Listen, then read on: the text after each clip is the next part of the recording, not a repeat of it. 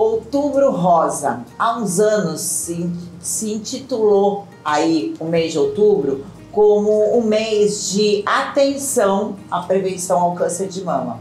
Aí a gente fala, mas só em outubro? Não, é o ano inteiro, é o tempo inteiro. Só que é tão importante quando vem essa ênfase o tempo inteiro, porque muitas mulheres foram salvas pelas campanhas do Outubro Rosa, onde foram descobertas realmente, no princípio, uma alteração nas suas mamas e realmente elas ganharam a vida de volta. Então, isso é muito importante. E hoje eu converso com uma especialista nisso, doutora Sueli Monterroso da Cruz, que é oncologista clínica. Primeiro, muito obrigada, doutora Sueli, por conversar com a gente. Eu que agradeço. Através do IGESP, agradecer o IGESP, porque eu preciso de pautas de saúde, eu peço para eles. A gente tem nesse hospital, dentro da rede Transmontana, inclusive, dentro da rede IGESP, a gente tem uma gama de assumidades, um portfólio de assumidades em cada segmento. E quando a gente fala oncologista, aí eu peço para eles me resgatam um deles, um profissional. Quando a gente fala oncologista, dá até um negócio, não dá? Por muitos anos a gente não queria nem falar a palavra câncer. Não, mas é? Até hoje. Até hoje, parece que é um palavrão. Eu também era assim. Mas de um tempo para cá a gente começa a perceber que é tão importante a gente falar e desmistificar para não ser uma sentença de morte, né? Eu acho assim, o profissional médico já é uma profissão muito difícil. E o oncologista também é extremamente difícil como uma especialidade. Todo mundo pergunta, por que você faz oncologia? Por que você fez? Meu pai queria que eu fizesse pediatria. Aí eu falei, não. É uma especialidade que você faz muita diferença na vida das pessoas. Sim. E é isso que eu ensino para os meus residentes, para os meus colegas, a gente tem que fazer diferença na vida das pessoas. Sim. E a oncologia faz isso. E a oncologia cresceu, Renata. Quando eu me formei, nós tínhamos poucas medicações. Os pacientes tinham sobrevidas pequenas.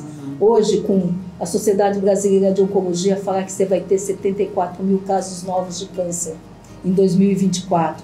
Só que, ao mesmo tempo, ela fala, 90% pode ser curado se você detectar precocemente. Sim. Então, hoje você tem imunoterapia, você tem terapias-alvos, você tem medicina de precisão. Isso tudo está fazendo a sobrevida desses pacientes e a cura existir.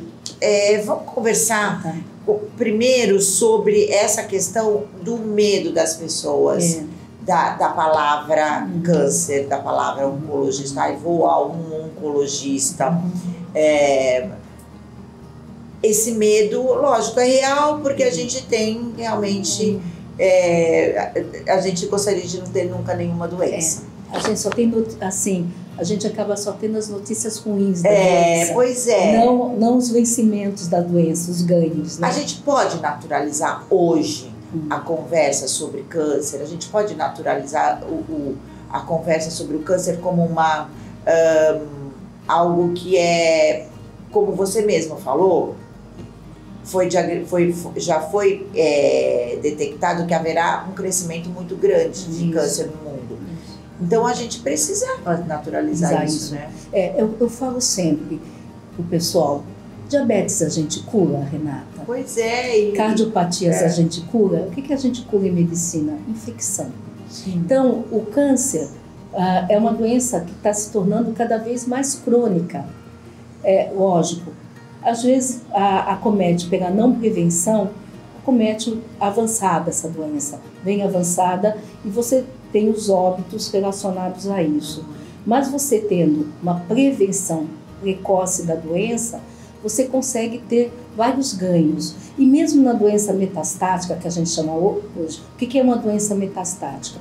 Quando, por exemplo, a pessoa tem um câncer de mama e aquelas células vão para pulmão, para osso, para fígado.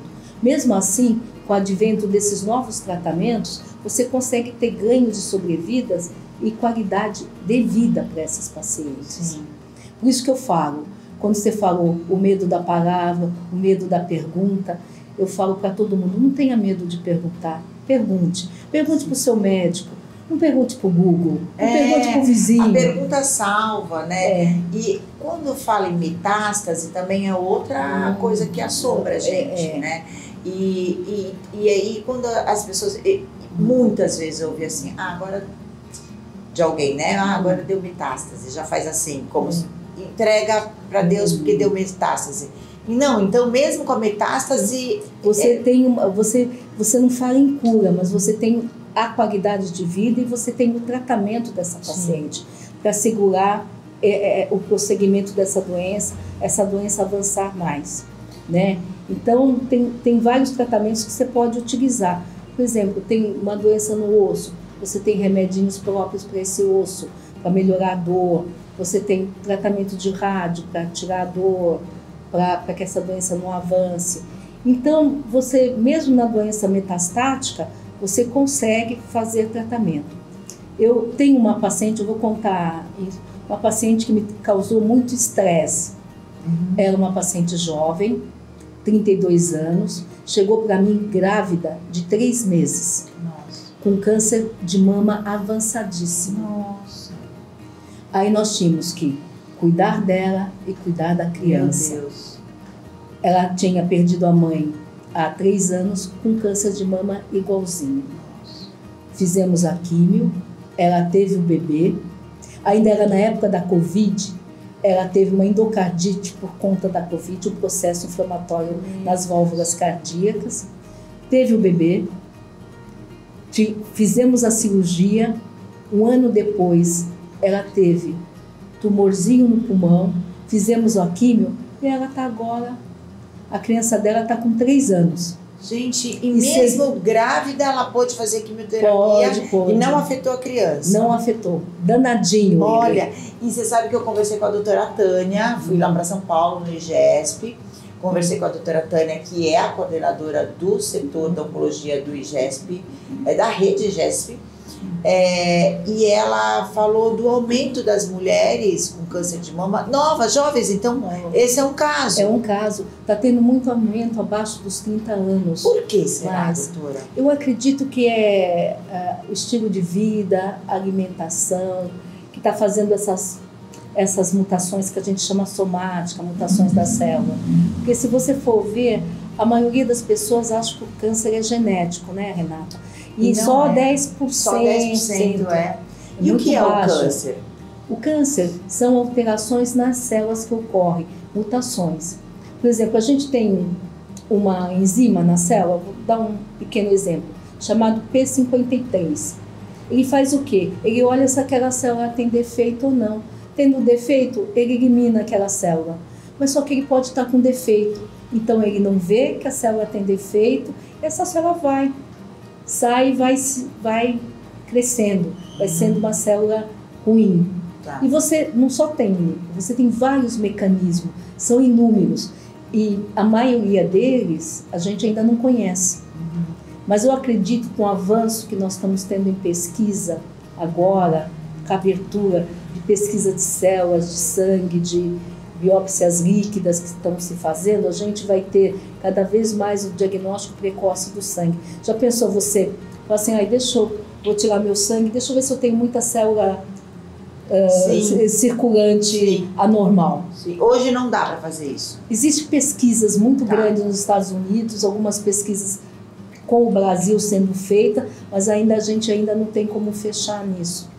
Eu estou lendo o livro Tempo de Vida, do doutor Sinclair, que ele estuda, é um médico e professor em Harvard, e ele estuda, ele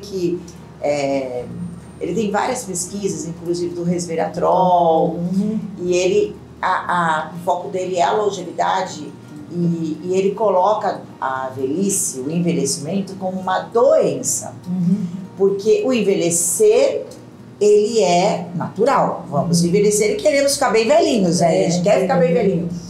Mas o envelhecimento das células, o envelhecimento, os sintomas, as doenças, é doença. Então, existe um movimento vindo dos Estados Unidos, mas lógico, hoje, graças a Deus, é tudo globalizado. E ele explica assim, que a gente vai crescendo saudavelmente e com 45 anos mais ou menos, começa a declinar. E essa declinação, ela vem assim, e essa linha assim é a doença, é você já adoecendo. E aí por isso essa coisa, a gente vive mais hoje. Mas vive mais, só que muitas doenças estão sendo precoces e não tinha antes. Então, justamente, vive mais porque está com base de remédio, com tratamento, graças a Deus, e que tem. Mas qual é hoje o movimento e que a gente pode fazer isso já na nossa vida? Não esperar essas pesquisas. Subir, quando está no 45 anos, mais ou menos, que é onde vai começar a aparecer coisas, estender essa linha o mais longe possível, para quando decair assim. Então, tá com 45, mantém isso até os seus 90 anos, 90 e poucos, aí morre, pronto, faz a passagem. Mas não fica com uma série de doenças. Quando você fala em estilo de vida, lógico que a gente vai falar alimentação, atividade física, dormir bem, isso é o tripé. Mas o estresse é algo que antigamente a gente não tinha esse estresse que a gente tem hoje, né? Não tinha.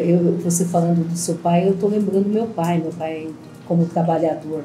Não tinha isso. Nós andávamos a pé, a gente não tinha. Para ir numa padaria que é na esquina, você vai de carro. Sim. Você tinha uma alimentação mais saudável. Eu me lembro de animais não eram congelados, se comia tudo fresco. Comida de Deus, né? Que a gente fala, comida que Deus fez. Hoje eu falo isso, eu vou comer. Deus fez isso? Não, Deus não fez. Né? A gente come as coisas gostosas que Deus não faz, mas assim, não pode ser a base da nossa alimentação, né? Não. E o que eu vejo, e eu falo essencial para todo mundo, você falou algo muito interessante. Exercício. Não tem jeito. Eu falo assim, eu sou uma pessoa que não gosto de academia, mas eu nado. Sim. Fazer o que você gosta de alguma forma, um exercício. Sim. Subir a escada em vez de pegar elevador, né? Sim. Eu sempre falo para os pacientes, olha, foca em algo de bom. A doença chegou, você está em tratamento, mas veja como algumas coisas vão modificar na sua vida. E essas modificações vão trazer benefício para você. Eu acho que a gente tem que parar de se cobrar um pouco. Sim. Entender que tem outros caminhos que podem ser resolvidos, né, Renata? A fé. O que a fé influencia no tratamento, no estilo de vida e no tratamento das doenças? Olha, influenciam bastante. O que eu vejo, Renata, pacientes que têm fé, tudo vai melhor. Tudo dá mais certo. Sabe, aquele paciente tem uma doença extremamente avançada, mas ele tem a fé dele, ele aceita o tratamento e anda. Às vezes um paciente, uma doença mínima, não tem fé, aquela angústia, aqueles problemas mal resolvidos, vai dando tudo errado, né? Quanto das nossas emoções influenciam na formação de doenças? As pessoas, eu estudo muito física quântica, e eles falam que tudo que apareceu no nosso físico agora, nesse plano que a gente vive, essa terceira dimensão que a gente vive, já aconteceu no mundo espiritual antes. Então, algo que a gente não curou das nossas emoções, do espiritual, que veio para as emoções, que veio para o físico. A senhora acredita nisso? Pessoas com grandes angústias, grandes tristezas, liberam algumas substâncias no sangue que diminuem suas células de defesa. Isso a gente já está sabendo mais ou menos que ocorre, né? Sim. Então, por isso que eu digo, você não tem como medir. Você não pode falar assim, então todo mundo vai, vamos dizer assim, em termos do meu assunto, todo mundo vai ter câncer, porque se ficou triste, se ficou magoado. Não, mas talvez isso desencadeie de alguma forma algum movimento no teu corpo que as suas células de defesa não consigam. Mas nós não temos como medir. Não tem como medir. E aí vai a minha segunda pergunta, que é o câncer de mama relacionado à mágoa. Que eu já ouvi também muitos relatos, inclusive de pessoas ligadas a ONGs que cuidam de mulheres, de ter uma mágoa e que isso pode desencadear diretamente o câncer da mama. É isso. É o que eu te falei. É a mesma coisa, a resposta é a mesma. Não tem como medir. Já está respondido. Tem um pesquisador alemão, eu esqueci o nome, desculpa, que ele fez um trabalho já na década de 40, 60. Hoje na Alemanha ainda tem alguns trabalhos dele, que ele fala, que eu até comecei a ler, que eu achei até interessante. Ele falava que câncer de mama esquerda estava relacionada muito a mágoas, a perdas, coisas não resolvidas. De mama direita, era outros fatores. Então, eu estou até começando a ler, tem vários trabalhos sobre isso, é antigo, e ainda existe a clínica dele na Alemanha, então eu estou começando a dar uma olhada, porque eu acho que a gente tem que se abrir. Mas, assim, cientificamente a gente não tem como comprovar. E quando eu falo isso, eu sempre falo... vou ter muito cuidado em falar disso, porque parece que assim, mas eu não sou assim, não tenho tristeza. Parece que a gente está induzindo, parece que a gente está induzindo, ou parece que a gente está sentenciando a pessoa, ou então, e pior, culpando as pessoas. Porque eu entrevistei algumas vezes a Gilze Francisco, aqui de Santos, que criou o Neomama, e ela me contou relatos, ela contou fatos que aconteciam com mulheres, de maridos culparem a mulher, de filhos culparem a mulher de ter o câncer de mama. Porque ou você não se cuidou, você não se tocou, você não teve a precaução. A nossa estada aqui nessa vida é a evolução, é o aprendizado, é lidar com as nossas emoções. Né? E eu falo assim para você, Renata, a pessoa não pode se culpar pela doença. Ela não tem culpa. Vamos ver, o câncer.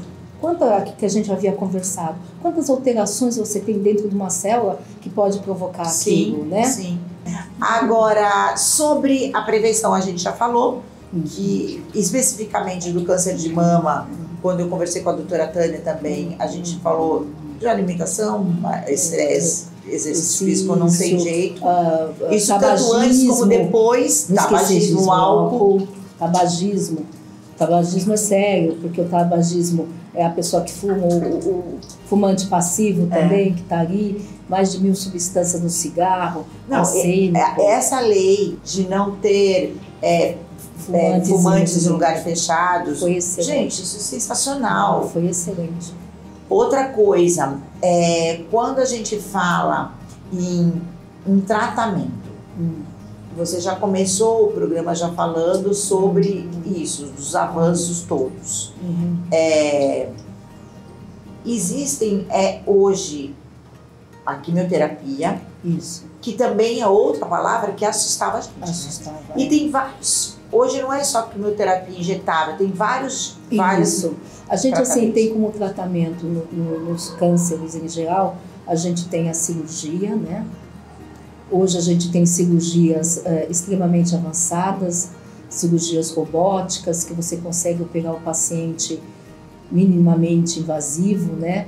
Você hoje tem, falando de cirurgia, por exemplo, você tem um nódulo no pulmão que você não precisa operar, você pode fazer uma radiocirurgia só local, no fígado. Então hoje, em termos cirúrgicos, está muito avançado. Não é mais aquela cirurgia tradicional que nós tínhamos. Você tem a quimioterapia, que a quimioterapia você tem quimioterapia por via oral, comprimidinhos que você toma. Você tem quimioterapia venosa, que é pela veia, né? Você tem quimioterapias que você às vezes precisa fazer na coluna, intratecal. Então você tem muitos tipos de quimio. Você dentro das quimios você tem as drogas citotóxicas, que a gente chama, que são essas que, vamos dizer assim, você sabe que só 40% é que cai o cabelo, né? A maioria não cai. Olha, eu achava que era tudo. Todos, não. É porque a prevalência do câncer, que é o câncer de mama, acaba sendo as drogas que mais cai cabelo e acaba chamando mais atenção.